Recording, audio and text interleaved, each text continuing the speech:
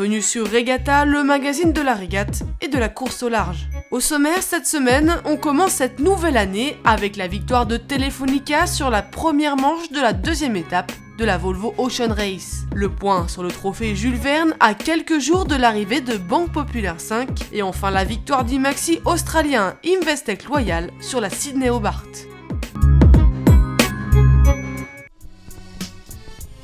Telefonica, le Volvo Open 70 espagnol, a remporté la première partie de la deuxième étape de la Volvo Ocean Race. L'équipage devant celui de Camper de seulement 1 minute et 57 secondes. Après 15 jours de mer, c'est en match racing que s'est conclue la fin de la première partie de cette seconde étape. Le bateau espagnol Telefonica remporte donc cette première manche moins de 2 minutes devant les Néo-Zélandais de Camper.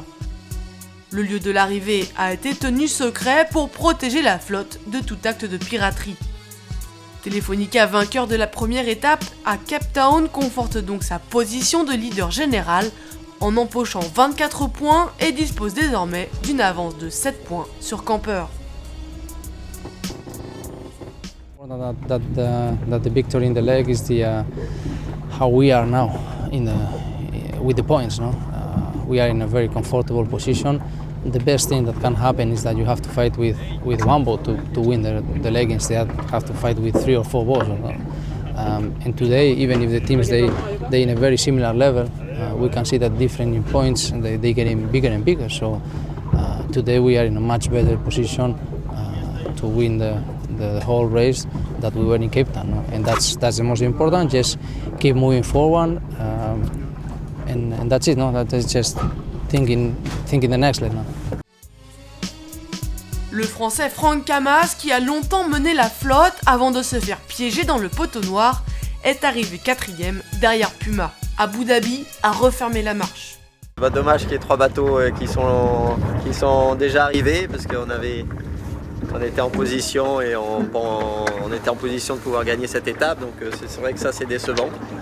Maintenant on arrive avec pas mal de confiance sur le bateau, sur la fiabilité. On a fait une belle étape, on a montré qu'on pouvait être devant.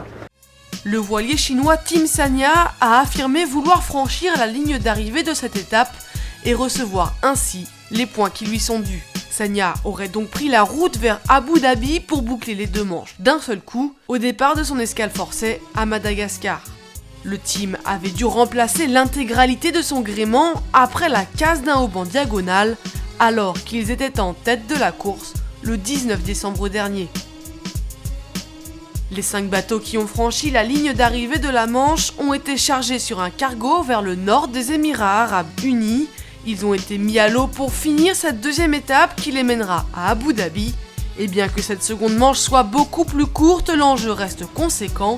20% des points de la deuxième étape seront attribués aux vainqueurs.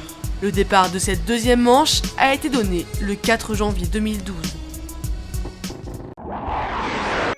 3 jours d'avance sur le record du trophée Jules Verne, Loïc Perron met le cap sur New York pour approcher Ouessant et sa ligne d'arrivée.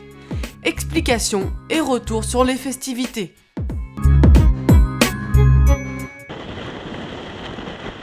Passé le réveillon au milieu de l'Atlantique à 32 nœuds de moyenne, on peut dire que l'année commence bien pour certains. Alors pour l'occasion, ils ont mis les petits plats dans les grands. Sylvestre 2011-2012, LVP5, première. Donc il y avait quoi là-dedans? Il y avait semoule qu'on a réhydraté et de l'agneau. Voilà, tout mélangé. C'est l'agneau qu'on conservait à l'avant depuis le départ là? Ouais, c'est ça. Voilà. Puis on sert des bonnes pâtés quoi. Donc c'est un tagine d'agneau?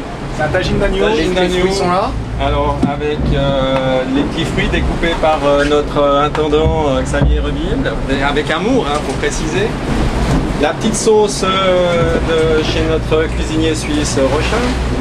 Et en entrée, un petit peu de foie gras de canard du sud-ouest. Oh là là.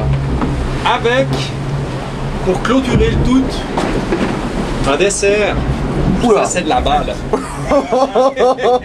Bien tassé. C'est de la balle. C'est du cloug. C'est du cloug. Oh mais ça sent le rhum. Ouais.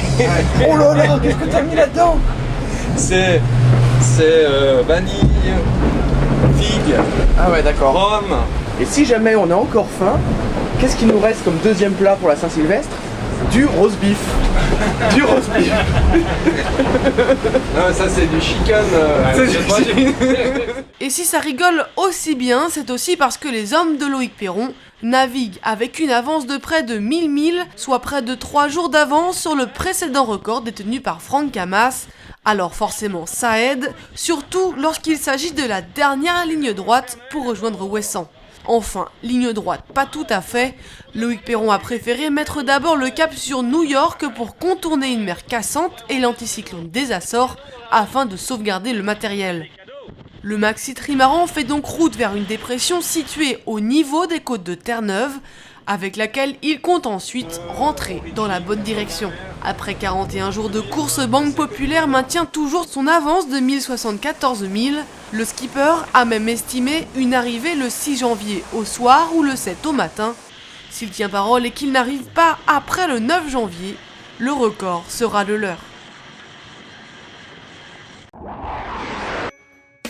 88 bateaux ont pris lundi 26 décembre le départ de la Sydney Hobart.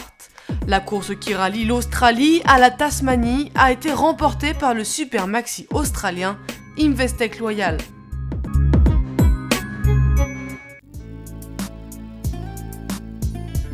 Le super maxi australien Investec Loyal a franchi la ligne d'arrivée de la Sydney Hobart mercredi 28 décembre en devançant le favori de la course au terme d'une bataille très serrée. 3 petites minutes le séparent de son compatriote Wildost 11 à l'arrivée, après 2 jours, 6h14 minutes et 18 secondes de course. Premier à franchir la ligne, oui, mais vainqueur pas encore. Il aura fallu attendre la réponse du jury suite à une réclamation posée à l'encontre du vainqueur. Celle-ci considérait qu'un membre de l'équipage d'Investec Loyal a cherché à savoir quelle voile utilisait Wildost 11 en demandant des infos à un hélicoptère qui survolait la course. Argument rejeté par le jury international qui a donc donné la victoire incontestable à l'équipage d'Investec Loyal.